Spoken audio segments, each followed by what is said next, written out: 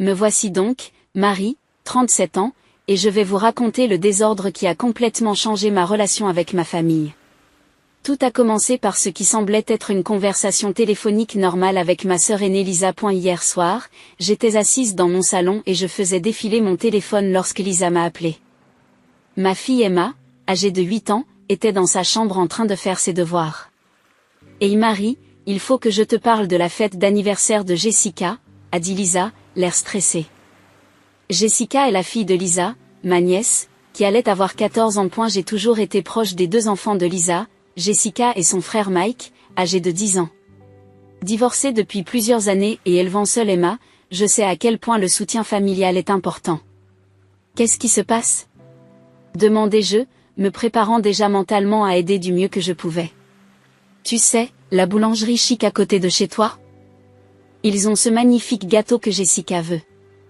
Il coûte 300$, et avec tout ce que je dépense. » Je savais exactement de quelle boulangerie elle parlait. Il s'agissait d'un établissement haut de gamme de Maple Street qui fabriquait des gâteaux personnalisés dignes d'Instagram. « Tu veux que j'aille chercher le gâteau ? » j'ai proposé. « Tu le ferais ? » Jessica serait absolument morte si elle recevait ce gâteau. Je pouvais entendre le soulagement dans la voix de Lisa. Je gagne bien ma vie dans le marketing, et je n'ai jamais été du genre à dire non quand une famille a besoin d'aide. Surtout quand il s'agit des enfants. Bien sûr que je vais le faire, envoyez-moi juste les détails par texto. Merci, tu es la meilleure des sœurs. Nous avons passé l'heure suivante à passer en revue les détails de la fête. Lisa voulait que tout soit parfait pour le 14e anniversaire de Jessica. Elle m'a parlé des décorations, de la liste de lecture et du fait qu'elle avait invité une quinzaine d'amis de Jessica à l'école. J'avais déjà donné à Lisa $2000 le mois précédent pour l'aider à couvrir les frais de la fête, mais obtenir le gâteau de rêve de Jessica me semblait une petite chose pour rendre ce jour encore plus spécial. Après avoir raccroché, j'ai ressenti ce sentiment de chaleur que l'on éprouve lorsqu'on fait quelque chose de gentil pour sa famille. Je suis entrée dans la chambre d'Emma pour lui parler des préparatifs de la fête. Elle était à son petit bureau, en train de faire ses devoirs de maths. « Et, ma chérie, nous allons à l'anniversaire de Jessica samedi. » Le visage d'Emma s'illumine, « Vraiment ? Je peux mettre ma nouvelle robe bleue, c'est parfait. » En mettant Emma au lit ce soir-là, j'ai pensé à la chance que nous avons d'avoir une famille aussi unie. Bien sûr, Lisa et son mari David ont parfois des difficultés financières. David travaille dans le bâtiment et le travail n'est pas toujours stable, mais nous veillons tous les uns sur les autres. Nos parents vivent à une vingtaine de minutes de chez nous et sont toujours impliqués dans les événements familiaux. Ils adorent leurs petits-enfants et ne manquent jamais un anniversaire ou un spectacle scolaire. J'ai toujours été celle qui avait un emploi stable et bien rémunéré, alors aider financièrement est devenu naturel. Je paie la moitié du loyer de Lisa chaque mois, soit $1000, parce que leur maison est située dans un excellent district scolaire. Je couvre également les frais d'inscription au club de sport de Jessica et de Mike, soit environ $200 par mois pour les deux. Le samedi matin est arrivé rapidement. Je suis allée chercher le magnifique gâteau de Jessica à la boulangerie. Il était encore plus magnifique que les photos que Lisa m'avait montrées. Les couches étaient parfaitement décorées avec des fleurs en fondant et des détails dorés. Emma bondissait d'excitation en le voyant. Jessica va adorer, dit Emma en tenant soigneusement la boîte à gâteaux dans la voiture. Nous avons roulé jusqu'à la maison de Lisa et je pouvais déjà voir des voitures garées à l'extérieur. La fête ne faisait que commencer. Lisa a ouvert la porte avec un grand sourire, l'air soulagé et heureux. « Oh mon Dieu, Marie, ce gâteau est magnifique. Jessica va péter les plombs. » J'ai porté le gâteau à l'intérieur pendant qu'Emma partait à la recherche de ses cousins. La maison était décorée de ballons et de serpentins, et je pouvais entendre des voix d'adolescents qui bavardaient avec excitation à l'étage. Lisa s'était vraiment surpassée. « Je n'aime pas faire ça, » dis-je en consultant mon téléphone. Mais j'ai été appelée au travail pour un projet urgent. Il faut que je dépose Emma et que j'aille au bureau. Ça craint, mais ne t'inquiète pas pour Emma. Elle va s'éclater ici. J'ai trouvé Emma dans le salon, déjà en pleine conversation avec Jessica et Mike. Elle avait l'air tellement heureuse et excitée de faire partie de la fête. Emma, ma chérie, je dois aller travailler quelques heures, mais tu vas rester ici et t'amuser à la fête, d'accord ? Je reviendrai te chercher vers 18h. J'ai serré Emma dans mes bras et l'ai embrassée, puis j'ai remis à Jessica son cadeau, un tout nouveau smartphone qu'elle voulait. Son cri de joie valait chaque centime. J'ai serré Jessica dans mes bras, j'ai dit au revoir à tout le monde et je me suis dirigée vers ma voiture. Le projet de travail était important et urgent, quelque chose qui ne pouvait pas attendre jusqu'à lundi. Mais je savais qu'Emma était entre de bonnes mains avec Lisa et mes parents, qui venaient d'arriver au moment où je partais. J'ai passé les heures suivantes au bureau, à travailler sur des feuilles de calcul et des présentations complexes. Le projet était exigeant, mais j'ai réussi à tout terminer avant 18h. Alors que je préparais mes affaires et que je partais, j'étais déjà impatiente d'entendre Emma parler de la fête. En rentrant chez Lisa, j'ai souri en imaginant le bonheur d'Emma. Elle avait probablement passé toute la journée à jouer avec ses cousins, à manger des plats de fête et à danser avec les amis de Jessica. Je pouvais déjà imaginer son visage excité lorsqu'elle me raconterait tout ce qui s'était passé, la découpe du gâteau, les cadeaux, la musique, tous les moments amusants qu'elle avait vécus lors de sa première vraie fête d'adolescente. Lorsque je me suis arrêtée devant la maison de Lisa à 6h, je souriais encore d'une oreille à l'autre. J'ai frappé à la porte et Lisa a répondu assez rapidement. Mais j'ai tout de suite senti que quelque chose n'allait pas. Elle avait l'air fatiguée et un peu irritée, pas du tout comme la sœur heureuse et reconnaissante que j'avais quittée quelques heures plus tôt. Oh, et Marie, tu es là pour Emma, n'est-ce pas? Oui, comment ça s'est passé? Elle s'est amusée? Lisa n'a pas vraiment répondu à ma question. Au lieu de cela, elle s'est retournée et a appelé à l'étage, Emma, ta mère est là. J'ai essayé de jeter un coup d'œil à l'intérieur pour voir si mes parents étaient encore là, et je les ai aperçus dans le salon. Ils m'ont vu et m'ont fait signe, me donnant ces doux sourires qu'ils ont toujours eus pour leur fille. Je leur ai répondu par un signe de la main, en me demandant pourquoi Lisa semblait si pressée. Emma a descendu les escaliers et c'est là que j'ai compris que quelque chose n'allait pas. Ma fille, habituellement bavarde et énergique, avait l'air absolument malheureuse. Son visage était pâle, ses yeux étaient rouges comme si elle avait pleuré, et elle marchait très lentement, comme si elle ne voulait pas affronter le monde. Et, ma chérie, tu es prête à rentrer à la maison? J'ai demandé, en essayant d'avoir l'air optimiste. Emma a hoché la tête sans rien dire. Elle n'a pas couru vers moi comme elle le fait d'habitude, elle n'a pas commencé à parler à tout bout de champ de toutes les choses amusantes qui se sont passées. Elle est restée là à regarder le sol. Lisa était déjà en train de sortir la petite veste d'Emma de l'armoire à vêtements. Merci encore pour le gâteau, Marie, Jessica l'a adoré. Et merci aussi pour le téléphone, elle l'a montré à tout le monde. Bien sûr, je suis contente qu'elle ait tout aimé. J'essayais toujours de comprendre ce qui se passait avec Emma. Alors, comment s'est passée la fête, Emma? Tu as dansé avec les amis de Jessica? Emma a haussé les épaules et marmonné quelque chose que je n'ai pas entendu. Lisa a tendu ses affaires à Emma et l'a poussée vers la porte. Nous sommes épuisés par l'agitation de la fête. Il faut qu'on nettoie tout ça avant que David ne rentre du travail. Je devenais de plus en plus confuse. Lisa nous poussait pratiquement vers la porte, et Emma avait l'air de préférer être n'importe où ailleurs dans le monde. Ce n'était pas du tout comme ça que j'avais imaginé nos retrouvailles. Bon, d'accord, merci d'avoir surveillé Emma. Je t'appellerai plus tard pour savoir comment ça s'est passé. Bien sûr, peu importe, à plus tard. Et juste comme ça, Lisa a fermé la porte derrière nous. Je suis restée là pendant une seconde, totalement déconcertée par toute cette interaction. Par la fenêtre, je pouvais voir mes parents toujours dans le salon, mais ils regardaient ailleurs, occupés à nettoyer ou quelque chose comme ça. Emma se dirigeait déjà vers la voiture, lentement.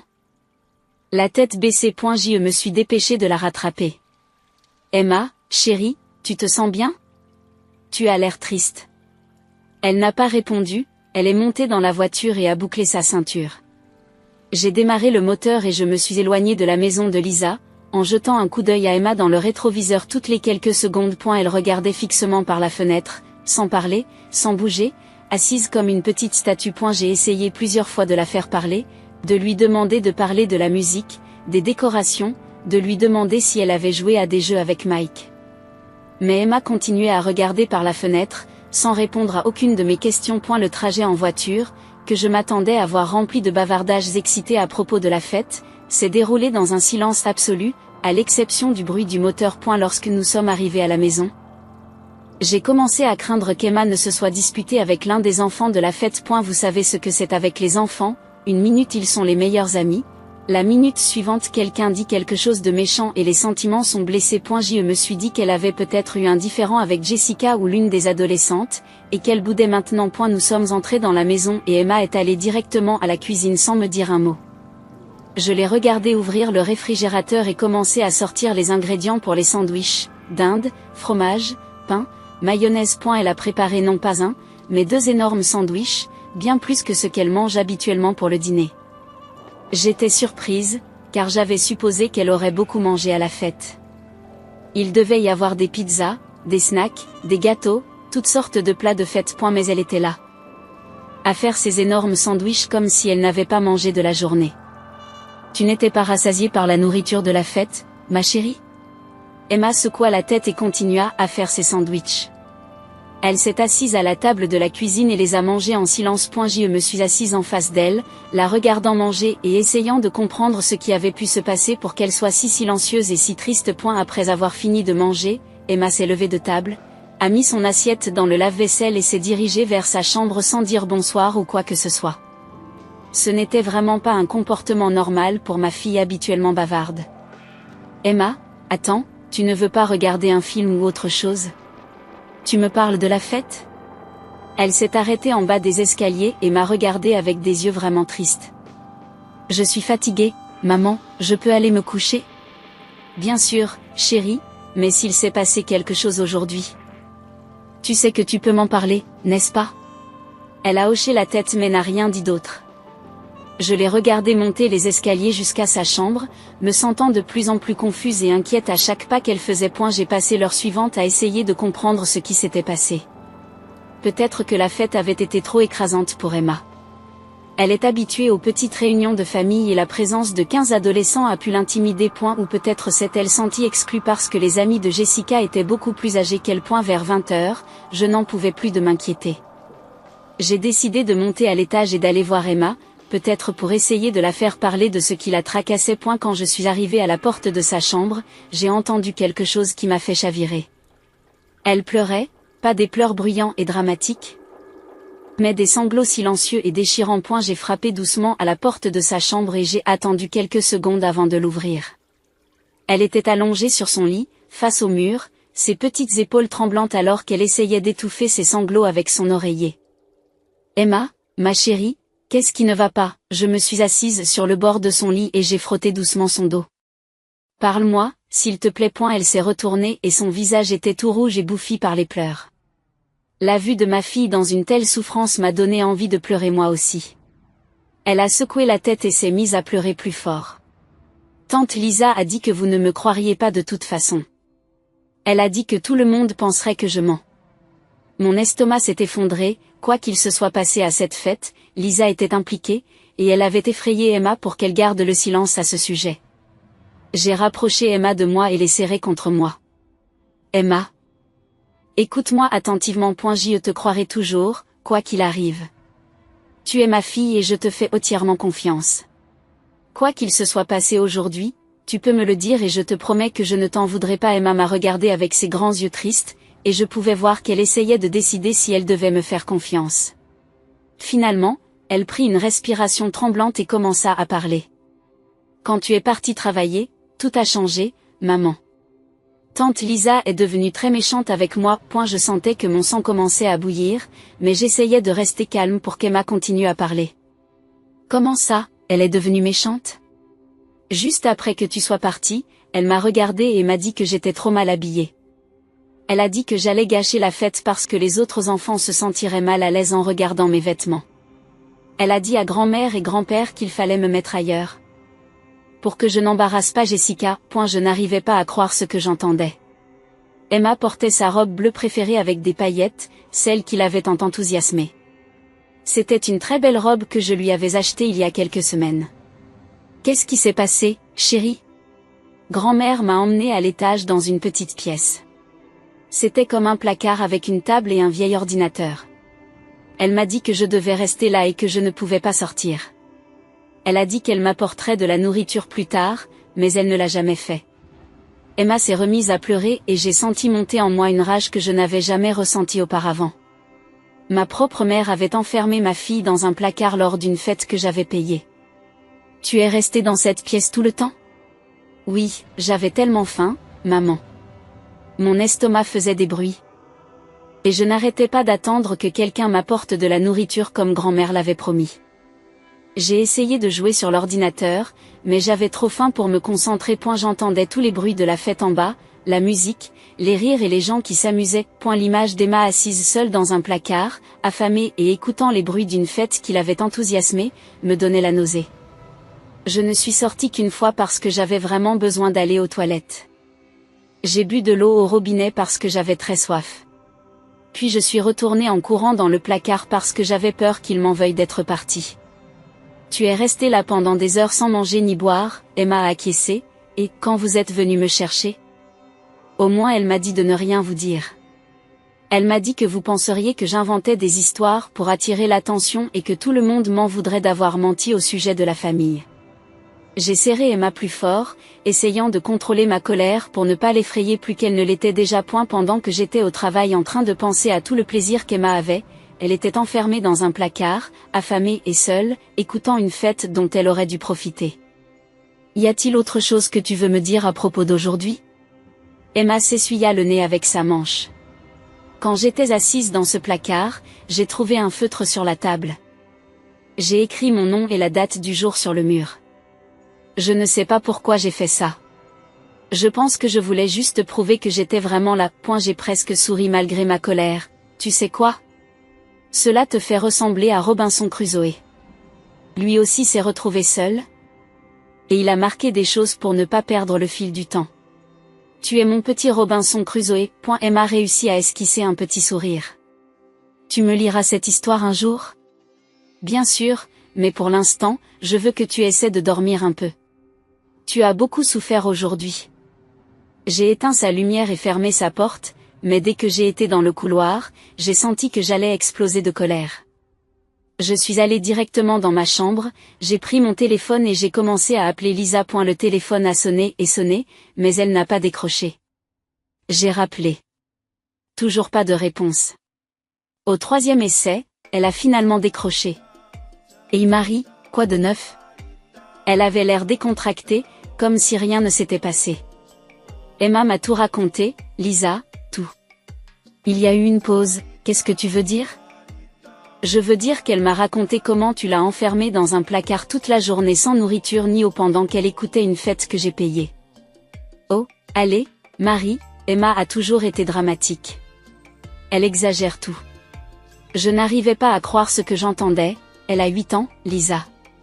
Elle avait faim et peur. Écoutez, il ne s'est rien passé. Emma ne s'entendait pas avec les amis de Jessica, alors elle est montée toute seule.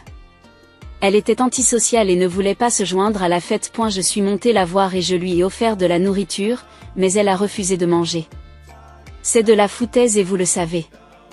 Votre fille a été difficile toute la journée, Marie. Peut-être devriez-vous travailler sur son comportement au lieu de rejeter la faute sur les autres.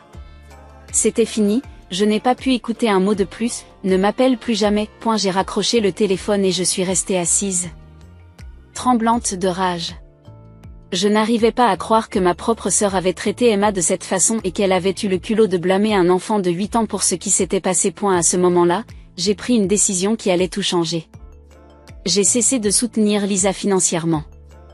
J'en avais assez d'être le membre de la famille sur lequel tout le monde pouvait compter pour obtenir de l'argent alors qu'il traitait ma fille comme une ordure. J'ai ouvert mon application bancaire et j'ai annulé le virement automatique de 1 000 $ que Lisa recevait chaque mois pour son loyer. Puis j'ai annulé le virement mensuel de 200 $ pour les clubs de sport de Jessica et Mike. Si Lisa voulait traiter ma fille comme si elle n'appartenait pas à la famille, elle n'avait qu'à payer ses propres factures. 2 semaines ont passé après la fête de Jessica et je n'ai pas parlé une seule fois à Lisa ou à mes parents. J'étais encore furieuse de ce qu'ils avaient fait à Emma et... Honnêtement, j'avais besoin de temps pour me calmer avant de dire quelque chose que je pourrais regretter. Emma semblait aller mieux, elle avait retrouvé sa bonne humeur habituelle et nous avions commencé à lire Robinson Crusoe ensemble tous les soirs avant de nous coucher. Puis Lisa a commencé à appeler. Je laissais chaque appel sur la messagerie vocale. Quand ça n'a pas marché, elle a commencé à envoyer des textos. Marie, je n'ai pas reçu les 1 000 $ ce mois-ci. Nous devons payer le loyer. J'ai effacé le message sans répondre. Sérieusement, où est l'argent? David pose des questions. Effacé. Le club de sport pose des questions sur les honoraires de Jessica et Mike. Qu'est-ce qui se passe? Effacé. Quelques heures plus tard, mes parents ont commencé à appeler. Je les ai également ignorés. J'ai éteint mon téléphone et j'ai passé la soirée à jouer à des jeux de société avec Emma, essayant de profiter de notre vie paisible sans drame familial. Le lendemain, j'ai entendu frapper à ma porte d'entrée. Par la fenêtre, j'ai vu Lisa et David debout sous mon porche, l'air agité. Je n'ai pas répondu. Ils ont frappé pendant environ 10 minutes avant d'abandonner et de partir. Cela a duré encore quelques jours, jusqu'à ce que ma grand-mère appelle. Grand-mère Rose est la mère de ma mère et elle a toujours été la gardienne de la paix dans notre famille. Je l'ai toujours respectée, alors quand elle a appelé, j'ai décroché. Marie, chérie, ta mère m'a appelé, très contrariée. Elle dit que tu ne veux pas parler à la famille et que tu as cessé d'aider Lisa avec de l'argent. Bonjour, grand-mère. Oui, c'est vrai. Qu'est-ce qui s'est passé, ma chérie? Ta mère est hors d'elle. J'ai tout expliqué à grand-mère, ce qu'Emma m'avait dit sur la fête, comment elle avait été enfermée dans un placard, comment Lisa avait tout nié et reproché à Emma d'être difficile. Grand-mère est restée silencieuse pendant un long moment. C'est très grave. Marie. Je pense qu'il faut réunir tout le monde et régler ça correctement. Peux-tu venir chez Lisa ce samedi? Je m'assurerai que tout le monde est là. Je n'avais pas vraiment envie de m'occuper d'une réunion de famille, mais je respectais suffisamment grand-mère pour accepter. D'accord, mais j'apporte des preuves de ce qu'Emma a vécu. Le samedi arriva et je déposai Emma chez son amie pour une soirée pyjama. Je ne voulais pas qu'elle s'approche de cette confrontation. Quand je suis arrivée chez Lisa, j'ai vu plusieurs voitures dans l'allée. Grand-mère avait certainement rassemblé les troupes. Je suis entrée dans la maison et j'ai vu Lisa, David, mes parents, grand-mère et quelques-uns de mes oncles et tantes assis dans le salon. J'avais l'impression d'assister à une intervention, et j'étais clairement la cible. Dès que je me suis assise, l'attaque a commencé. Marie, c'est ridicule, a dit mon père. Tu ne peux pas couper les ponts avec ta sœur à cause d'un malentendu. Cela ne te ressemble pas d'être aussi froide avec ta famille, a ajouté ma mère. Lisa a besoin de ton aide. Mon oncle a ajouté, nous t'avons mieux élevé que cela. La famille passe avant tout. Je les ai écoutés me faire la morale pendant 5 minutes avant de prendre la parole. Emma n'a pas eu de malentendu. Elle a été enfermée dans un placard pendant des heures sans manger pendant que vous profitiez tous d'une fête que j'ai payée. Lisa a immédiatement pris la parole. Marie, je te l'ai déjà dit, Emma est montée toute seule à l'étage. Elle n'était pas dans le placard, elle a passé tout son temps dans la chambre de ma fille. Emma a écrit son nom et la date d'aujourd'hui dans ce placard, ai-je dit. Tu veux aller vérifier? Je me suis levée, à contre-cœur, tout le monde m'a suivi. Nous sommes montés à l'étage et Lisa a ouvert la porte du placard. Elle a allumé la lumière et c'était là. Écrit au feutre bleu sur le mur à côté de la petite table, Emma et la date de la fête de Jessica. Grand-mère regarda l'écriture, puis se tourna vers Lisa avec une expression sévère. Comment expliques-tu cela? Lisa a regardé le mur pendant un moment, et je la voyais essayer de trouver un autre mensonge. Mais quelque chose dans la voix de grand-mère a dû briser sa détermination, car elle a soudain explosé. Bien, oui, je l'ai mise ici. J'en ai marre de tout ça. Tout le monde la regarde avec stupeur. J'en ai assez que Marie gagne plus d'argent que nous. J'en ai assez de devoir la supplier chaque mois pour qu'elle nous aide. J'en ai assez que sa fille ait de beaux vêtements et des jouets alors que mes enfants doivent se contenter de moins. Emma était trop belle à la fête. Et les amis de Jessica ont posé des questions sur les raisons pour lesquelles certaines personnes de notre famille ont plus que d'autres. Le silence s'est installé dans la pièce. Même David avait l'air horrifié par les propos de sa femme. Et oui, j'ai dit à maman de mettre Emma à l'étage pour qu'elle ne montre pas sa belle robe à tout le monde. Je ne voulais pas que les amis de Jessica pensent que nous étions pauvres par rapport à Marie. Ma mère a essayé de défendre Lisa. Lisa est très stressée, Marie. Tu dois comprendre sa position. Je n'arrivais pas à croire ce que j'entendais. Elles essayaient de justifier ce qu'elles avaient fait à Emma. Vous savez quoi? J'en ai assez de vous tous. Vous voulez reprocher à une enfant de 8 ans de vous faire sentir mal à propos de votre situation financière? Vous pouvez régler vos propres problèmes à partir de maintenant. La grand-mère prend la parole. Marie a raison. J'ai honte de vous tous. Cette petite fille ne méritait pas d'être traitée de cette façon. J'ai regardé ma famille, des gens que j'avais soutenus financièrement pendant des années, des gens dont je pensais qu'ils aimaient Emma autant que moi. Ne m'appelez pas, ne venez pas chez moi et n'attendez pas un centime de plus de ma part. Je suis sortie de cette maison et je suis rentrée chez moi, en colère mais aussi soulagée. Pour la première fois depuis des années, je n'avais pas à m'inquiéter des problèmes financiers de quelqu'un d'autre. Je n'avais pas à écouter Lisa se plaindre de l'argent ni à me sentir coupable d'avoir un bon travail. C'était il y a plusieurs mois. Je n'ai pas parlé à Lisa ni à mes parents depuis ce jour. Grand-mère m'appelle toutes les semaines pour prendre des nouvelles d'Emma et de moi. Et elle me dit que la famille de Lisa a dû déménager dans un appartement plus petit parce qu'elle ne pouvait pas payer son loyer sans mon aide. David a apparemment dû prendre un deuxième emploi et les enfants ont dû quitter leur club de sport. Une partie de moi se sent mal pour Jessica et Mike, rien de tout cela n'est de leur faute. Mais je ne peux pas soutenir une famille qui pense qu'il est normal de maltraiter ma fille. Emma et moi allons très bien. Elle a retrouvé sa joie de vivre et sa confiance en elle, et elle aime notre vie tranquille. Nous voyons toujours grand-mère et certains de mes oncles et tantes qui nous ont soutenus pendant la confrontation. Nous lisons Robinson Crusoe tous les soirs et Emma sourit toujours quand je l'appelle mon petit Robinson Crusoe. Tout cela m'a appris quelque chose d'important, la loyauté familiale ne s'achète pas avec de l'argent. Et une vraie famille ne punit pas les enfants pour le succès de leurs parents. Emma et moi sommes là l'un pour l'autre, et nous avons les membres de notre famille qui se soucient vraiment de nous. Cela suffit.